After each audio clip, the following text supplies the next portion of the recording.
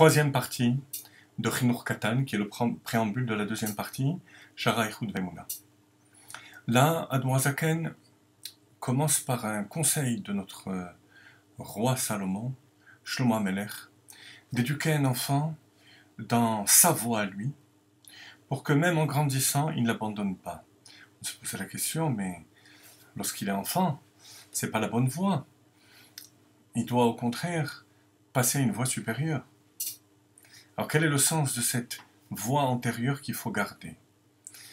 Pour cela, Admoazaken nous a fait remarquer que la Torah parle la asota, l'Ehava et Hashem la asota, l'amour de Dieu que l'on doit fabriquer, que l'on doit façonner.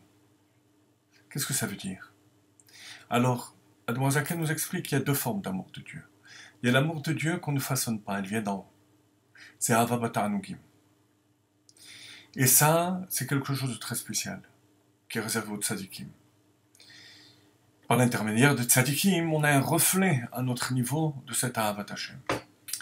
Mais ensuite, le deuxième niveau d'Ahavat Hashem, qui va être l'objet de notre cours, qui se subdivise en trois niveaux.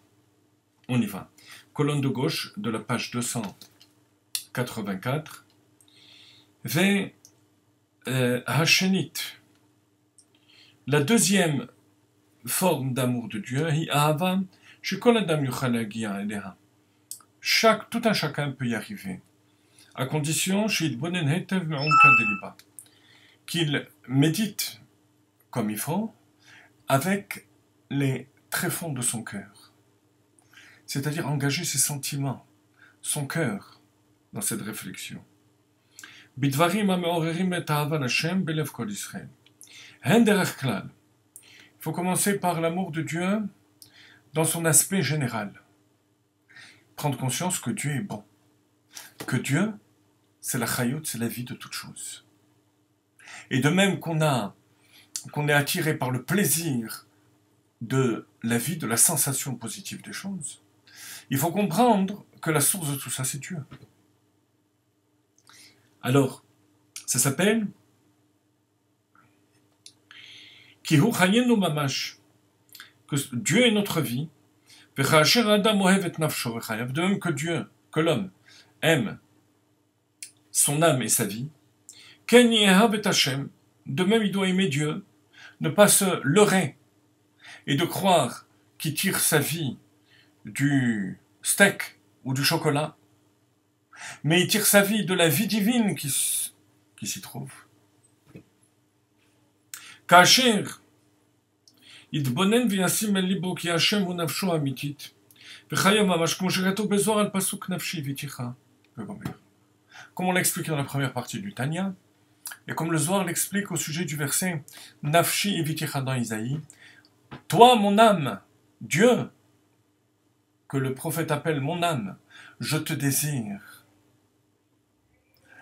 A fortiori de tous les désirs matériels qu'on a.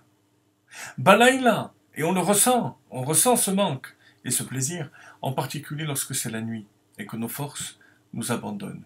De même, dit le Zohar, chaque personne, Barnache, chaque être humain, devrait se lever en plein milieu de la nuit pour recharger ses batteries par l'étude de la Torah jusqu'au matin.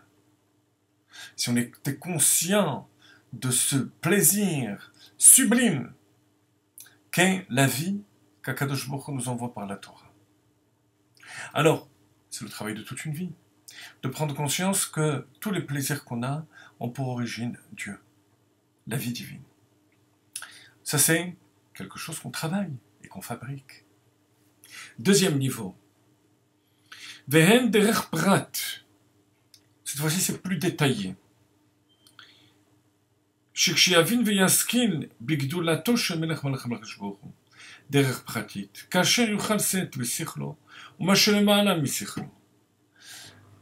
Essayez de comprendre au maximum de ses forces et au-delà de ses forces la grandeur de Dieu. Alors, au maximum de nos forces, même à l'école amie, le niveau de Dieu qui anime le monde.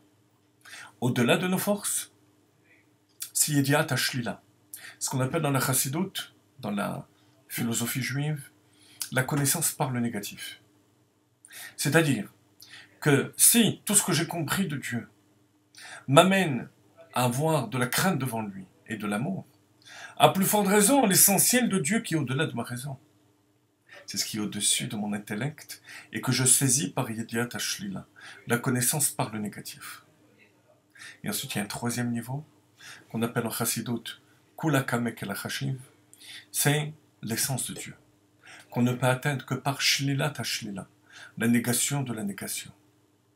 Parce que même la négation, j'y suis arrivé par mon esprit, par les investigations intellectuelles positives, qui m'ont fait déduire ce que Dieu est au-dessus de cette compréhension. Mais il y a ce qui est complètement au-delà de mon intelligence. Ça s'appelle Shlila Tashlila. Voilà, les trois niveaux de la grandeur de Dieu, pour lesquels, bien sûr, on peut passer aussi toute notre vie à fabriquer cet amour d'Akadosh Baruch Hu. Et enfin, le troisième niveau,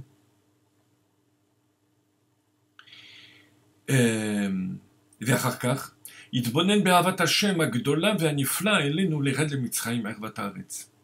C'est l'amour de Dieu kamaim apanim alapanim.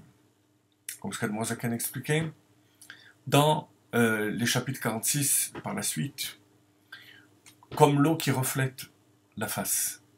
Réfléchir à toutes les bontés d'Akadosh Baruch Hu, qui nous a fait sortir d'Égypte, qui nous a donné la Torah, qui nous a fait sortir de notre propre Égypte au quotidien, qui nous donne la Torah au quotidien. Tout ça réveille un amour automatique, réflexif envers Akadosh Baruch Hu. Et ça aussi, c'est quelque chose qu'on travaille et qu'on façonne. L'Ered Mitzrayim Evat Haaretz L'Otzi Nishmoten Mikura Barzel Shehu Asitra Chara, qui nous a fait sortir de la perversité du monde. L'écarvenu elav pour nous approcher de lui.